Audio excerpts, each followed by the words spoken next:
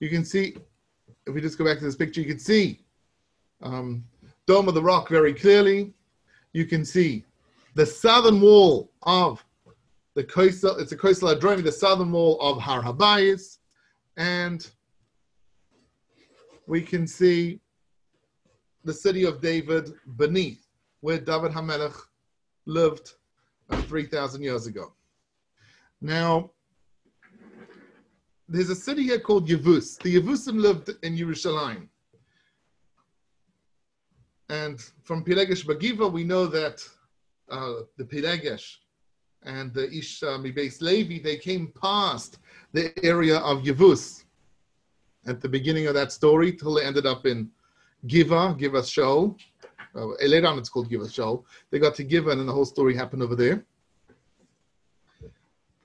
Now, David HaMelech came to the city.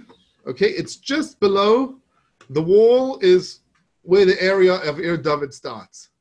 David HaMelech came here 3,000 years ago, and it looked like a city that couldn't be conquered. It's a very difficult city to conquer, very well fortified. Okay, here we can see another picture where we have you see different names for some of the areas. You can see. Okay, now here you can see a picture of Yevus, how it would look back then. Yerushalayim, when David comes to conquer it, very big walls. On the right, the area sticking out on the right there is where the water system is. And that's why Ir David, Yerushalayim, Yevus is built over here. Right, we all know Yerushalayim Harim Savivla, and Yerushalayim is not built on top of a hill. This is very unusual. We know that cities back then are built on top of a tell, are built on top of a mound. That's the way it's done through all of the Middle East area, and especially in Israel. And here we have an exception. A city that's not built directly on top of the hill, rather built between the hills. Chazal tell us Ben Kseifa of Shachain is talking about Yerushalayim that sits between two mountains, Har Tzion and Har Zeisim. Actually, the Chazal mentioned different mountains, but that's what we can see over here. The right side is Har Zeisim, and the left side is Har Tzion. Okay, there's a question that somebody asked me here. Levi Friedman, was Yevus where Yerushalayim is today, or where Ir David is? Yevus, Yerushalayim, it's the same thing. It's the same city. We're talking about what you can see in this picture over here. In this picture, let's get this back up. We're talking about only what you can see. I lost that picture now, but only what you can see in that picture. Okay? Only this is Yevus. Only what's in the middle is Yevus, Yerushalayim. There's nothing else in the whole area. Now, let me tell you something that'll blow your mind. It's something we don't think about, but we know this place from the Akedah. Akedah's Yitzchak. Avram takes Yitzchak. They go all the way from the area of Hebron or Beersheba, and they come towards Yerushalayim. I think it's from Hebron. They come to Yerushalayim. They see the place from far away, and then Avram Avinu says, "Zeh Makam Asher Yirah Hashem," and he comes towards it, and they do the Akedah. The Akedah is right on top of this city over here, right on top. And there is a city back then. It's something we don't think about. But there's a city in the time of the Akedah. The Yevusim are living here. When Avram is over here, it's not a desolate area. All the pictures show us that there's nothing around. It's just trees and bushes and shrubs and nothing else. But no, there's a city. There's a functioning city, which has been functioning for 1,000 years before then. Okay, so here we're looking at Yerushalayim. You can see over here, Yerushalayim, there's a focus on where the city of David is. where Yevus is. Again, this is only one city. There is nothing around. Imagine everything which is blurry is non-existent. Another question. Was the Akedah on Evan Ashsia? Yes, the Akedah was on Evan Ashsia. So you see the golden dome behind? The golden dome behind, that's where Evan Ashsia is. Dome of the rock, because it surrounds a rock. There's a big rock in the middle.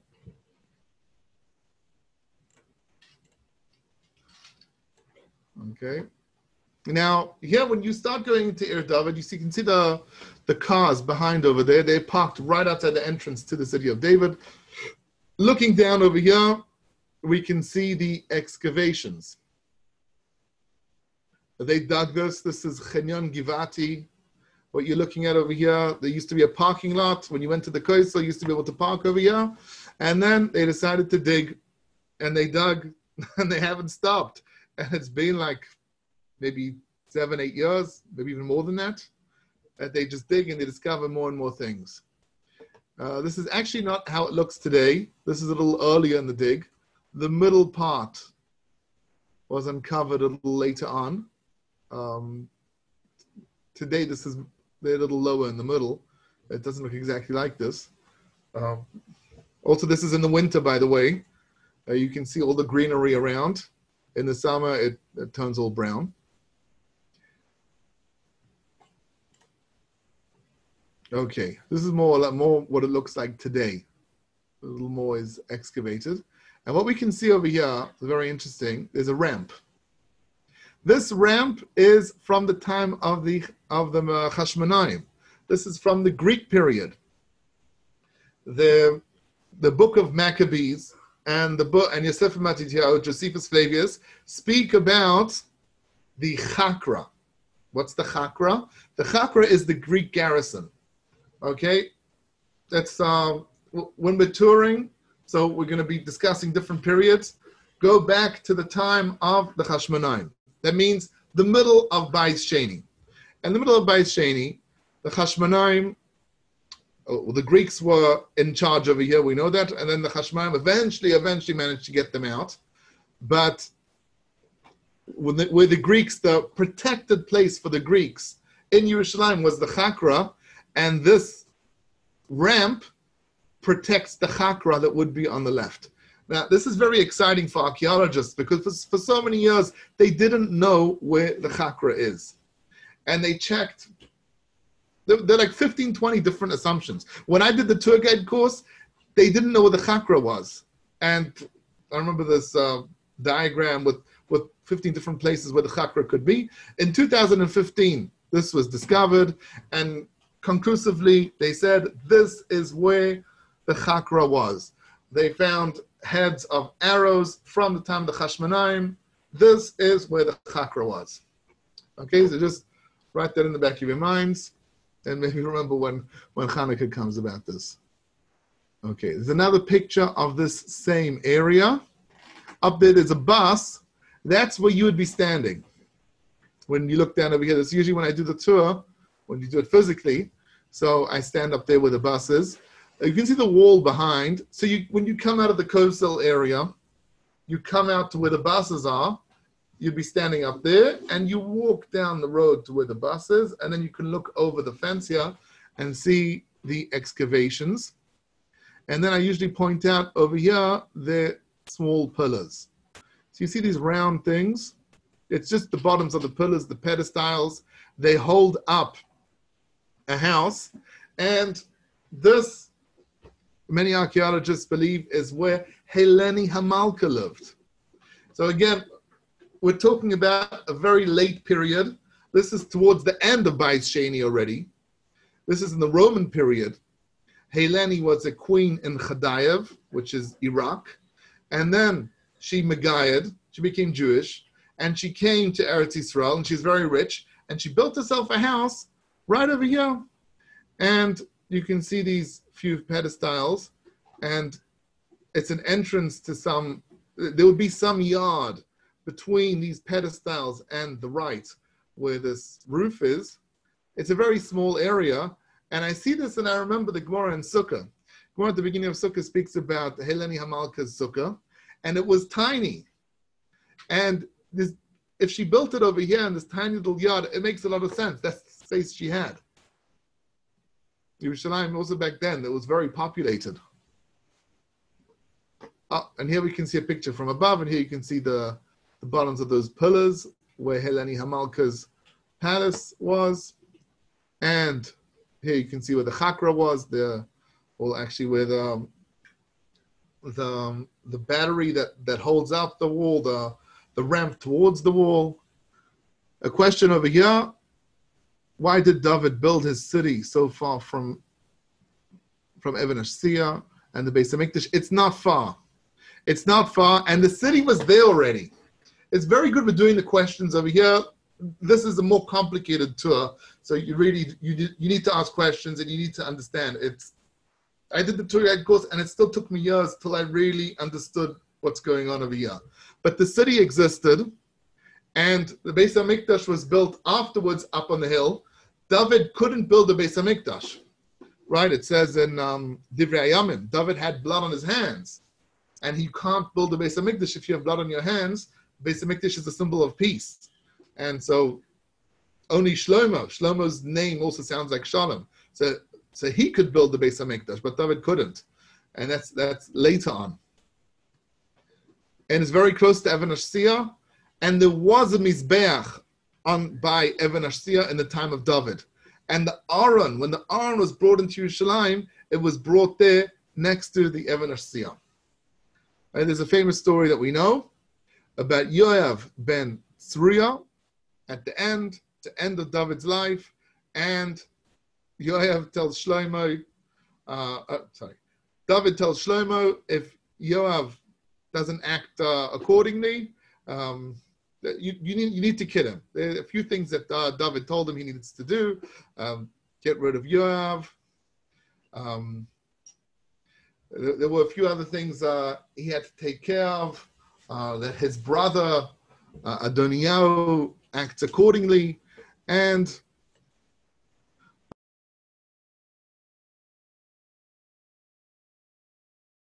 okay, city of David. What we can see over here is beneath this wall. Okay, so this wall that we were looking at is just behind. Okay, it's a very big wall, a stepstone structure that held up David's palace.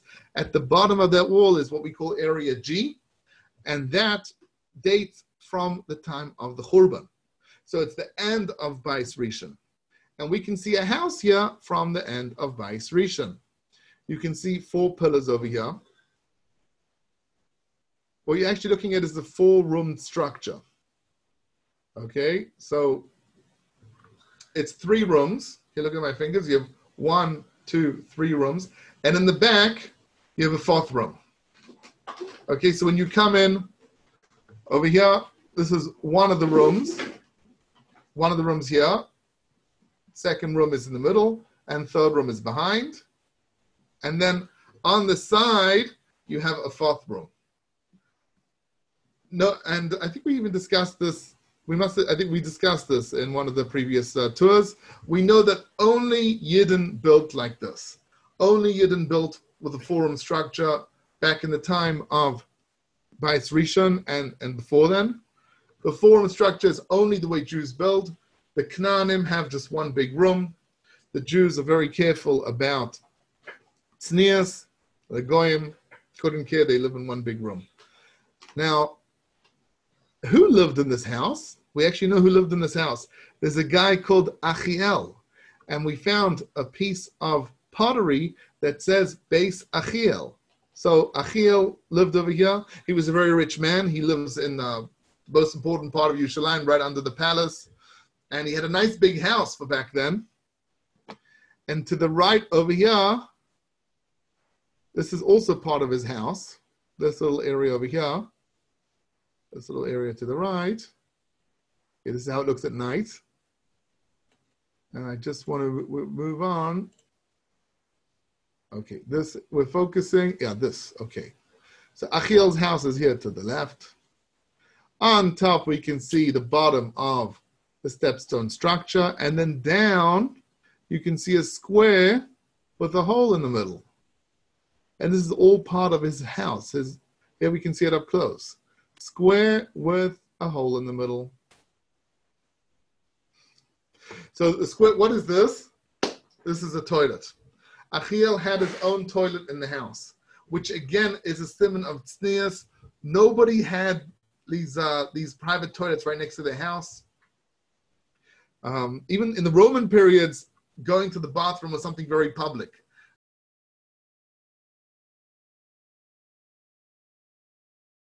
That's a picture from back then. Looked very similar. Okay, looking at Yerushalayim from above. And now let's focus on the hill across. Okay, so before we go up to actually towards the Beis HaMikdash, before we move up, okay, let's focus on the other hill. Let's bring you back to this picture. So Yerushalayim over here, you can see, right, Yerushalayim, Yevus, where David lived, where Chizkiyahu lived, is on this little hill. And then beneath, there's a valley, the Kidron Valley. Nachal Kidron goes here in the middle. There are three big valleys in Yerushalayim, which you should know. We're looking at the Kidron. Then there's the Guy Hamerkazi, the main, the middle valley. In the time of Horus, it's called the Tyropean Valley. So Tyropean, the Guy Hamerkazi is here. It's on the left side of the city of David. So we have these two valleys that we can see. There's another one all the way to the west, which is Gei Ben Hinnom, where they used to, Yirmiyahu describes, that we're talking the time of the Churban, Yirmiyahu describes the Toifes over there. He describes that they would do Moilech there. It was terrible what they did with the kid, the Avodah that went on over there. So that's Gei Ben Hinnom, the Guy Hamerkazi, Tyropean, and the Kidron. On the left, we can see Har Hazesim. Just beside Yad Avshalom, you have these two Kvarim also. So this caver over here is caver Zechariah. Zechariah Hanavi. The two Zechariah Hanavis. It's confusing. And they're both buried on Har Hazesim. There's Zechariah Hanavi at the bottom of the hill and at the top of the hill. The top of the hill is the Zechariah that we know from Sefer Zechariah. He's one of the three Nevi'im that came here at the beginning of Bayis Sheni. At the bottom of the hill, what we can see here, this is Zechariah from the end of Bayis Rishon. So it's an earlier Zechariah. This Zechariah told Am Yisrael, do tshuva, the Beis HaMikdash is going to be destroyed. And what did they do to him? They killed him.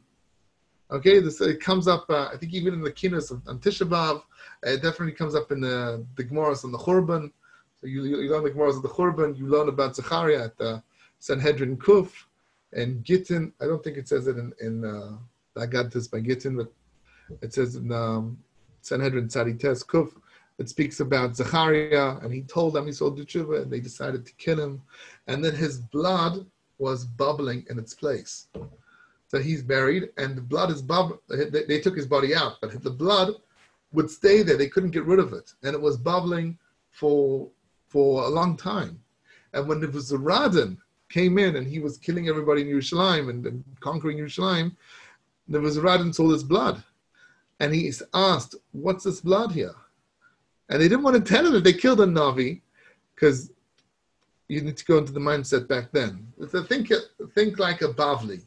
The Bavli thinks that a Navi that tells everybody that the Babel is going to be successful is Unzara. He's one of us. He's our friend. The Bavlim liked Yirmiyahu, because Yirmiyahu said that they were going to lose, that the Babel was going to conquer Yerushalayim. Yerushalayim was going to lose to Babel. And they wanted to bring him to Babel, and that he would have lived like a rich man back then. He decided to stay with Am Yisrael. And so they see this Navi, they see the blood over there, and the Nebuchadnezzar said, "Why is the blood bubbling?" And they tell him, it's dam kodshim. He says, "Really?" So he brings kodshim over there, he brings sheep, he brings lambs, he shechts them, and their blood doesn't bubble. He says, "You're lying to me. What is this blood?" And then they told him the truth. It's a Navi, and he said that Bavel was going to conquer Yerusholayim, and we didn't listen. And he said, okay, the blood is bubbling because it needs a kapara. And then he took a Sanhedrin Ktana and he shechted them there, or 23 Rabbanim, he shechted them.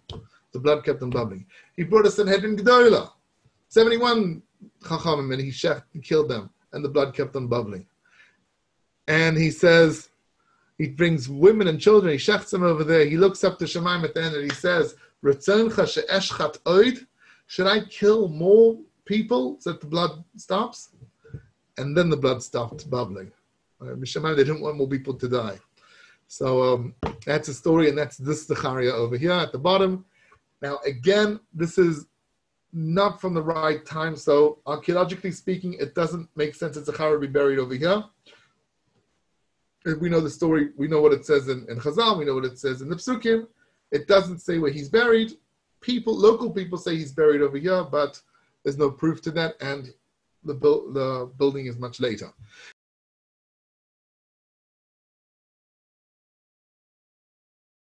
This is a sewage from the time of Hordus, and this is what we walk through. And you can see the water going down. Now just imagine Pesach time. Imagine Yud Daled Nisan, back in the time of Hordus. And you had hundreds of thousands of Jews bringing the Korbanos Psachim to Harabais, and they shecht them all over there. And the descriptions of the blood, there was blood up to the ankles or higher up. The whole Harabais was covered in blood. Where did that blood go? So it says that there's a tunnel. The Gemara in Psachim says it would go out towards the Kidron Valley. And the Mefarish says that, and here you can see the tunnel, the sewage system that would take that blood. So imagine this water would be blood at the time of the Beis Hamikdash, and all the blood would go down towards the Kidron Valley. All of a sudden, all these Gemaras that we learn, it seemed it's hard to connect them to reality. You can actually see them over here. It all comes to life. It's very exciting. Okay. These are the steps. So I've been talking about the steps. These are the steps of the Ola Regalim. Okay, we go through this tunnel. This is long. This is another half an hour just walking through. And it's up. It's a little difficult. And here's towards the end. This connects to where the Kosel is. When you come out of this tunnel, you're standing under the Kosel Amaravi. Okay, so we're going through the Herodian sewage. And we go through, and you go through this tunnel, and you get to this place. This is a Bor Mayim from the time of Bais Rishon. It could be we know it's from before Hordus for sure. It could be from Bais Rishon. Some want to say it's not that old, maybe it's just from the time of the Chashmonaim. But you see this Bor Mayim along the way, you walk above it. And we come out right by the Kosel Amaravi. There's, you can see the metal over here, the metal bars. There's a spiral staircase, and you come up right over here under the Kosel Amaravi. You're looking at this, you don't recognize it as the Kosel Amaravi because it's the southern part of the Kosel Amaravi. The Kosel is not just 60 meters, right? You know the 60 meters that you daven by? It's actually 500 meters. It's much wider. And so this is the most southern part of the Kosel Amaravi. It's part of the southern wall. What's the Kosel? It's a support wall that holds up Har HaBayis. Har HaBayis is on top, and the Beis Hamikdash was on top of that. And here you can see the most southern part of the Kosel Amaravi.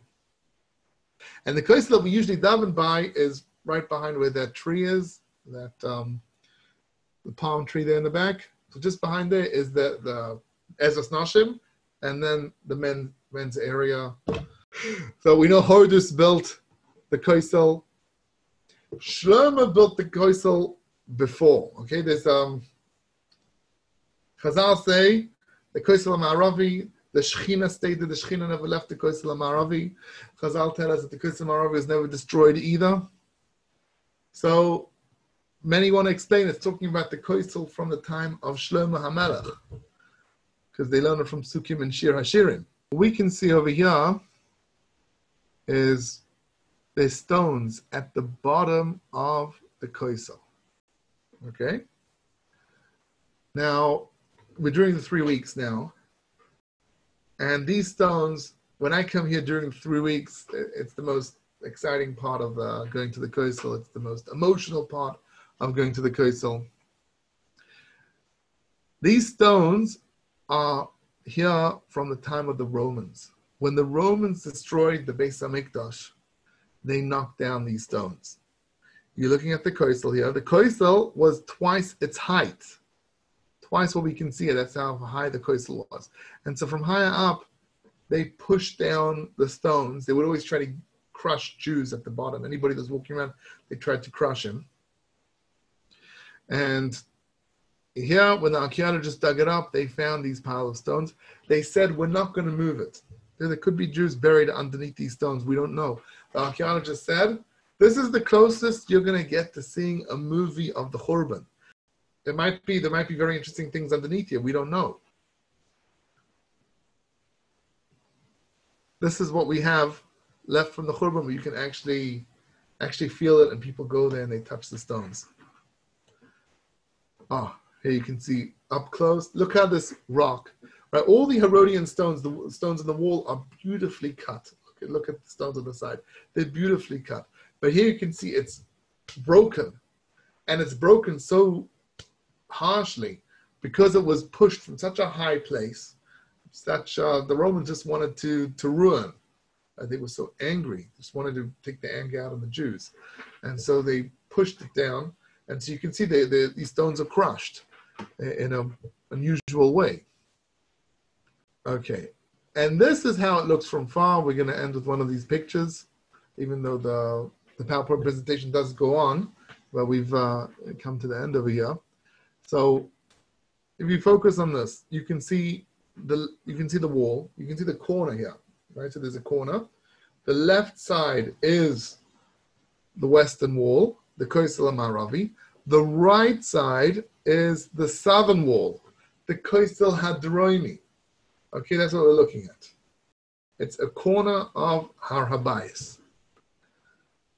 So right by the light on the left side, on the area of the Kosel, down, that's where we came up on our tour, from the area of the city of David, through the Herodian sewage, and this is where our tour comes to.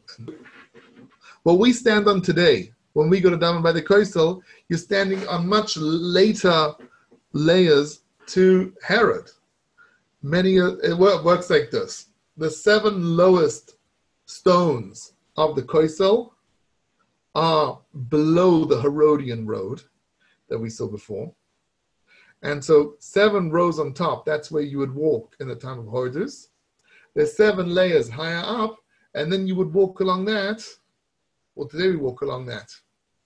And so that's much higher up. That's how things work over here, because you have so many years of conquest, and they conquer Yerusholayim, and they destroy the houses, and then the next people come. They don't clear away the rubble. They build on top. It's very expensive to clear away. It takes a lot of effort. It's always easy to build on top. And so things are built on top and on top and on top, and that's how it looks today.